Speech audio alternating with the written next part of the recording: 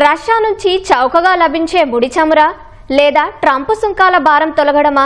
ఈ రెండింటిలో ఏదో ఒకదాన్ని భారత్ తేల్చుకోవాల్సిన అవసరం ఉందని ఆర్థికవేత్తలు అభిప్రాయపడుతున్నారు.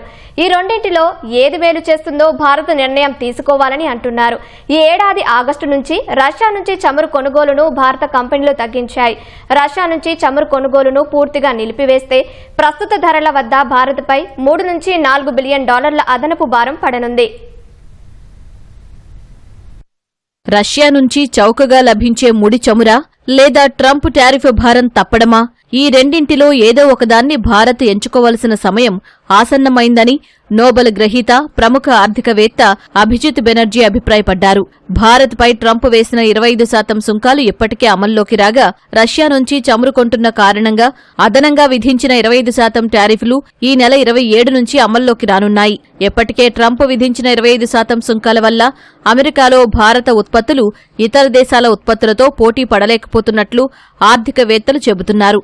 ఇప్పుడు మరో 25% సుంకాలు అమల్లోకొస్తే కోలుకోలేని భారం పడనుంది. అమెరికాకు భారత్ నుంచి ఎగుమతయ్యే 27 బిలియన్ డాలర్ల విలువైన ఉత్పత్తులపై సుంకాల భారం తీవ్ర ప్రభావం చూపనుంది. భారత్కు చెందిన వ్యవసాయ, పాడి పరిశ్రమ మార్కెట్లోకి ఎక్కువ ప్రవేశం కల్పించాలనే అమెరికా డిమాండ్తో ఇరు దేశాల మధ్య వాణిజ్య చర్చలు నిలిచిపోయాయి. దానికి తోడు రష్యా నుంచి చమురు కొంటున్నందుకు భారత్ అదనంగా 25% సుంకాలు భరించాల్సి వస్తుంది.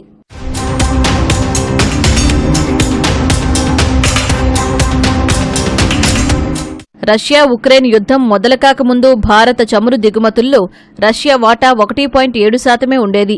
ఇప్పుడు అది ఏకంగా 35.1% చేరింది.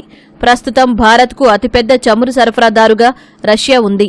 రష్యా నుంచి చమురు కొనుగోళ్లు నిలిపివేస్తే ప్రస్తుత ధరల వద్ద భారత్పై అదనంగా 3 నుంచి 5 బిలియన్ డాలర్ల భారం పడనుందని భావిస్తున్నారు.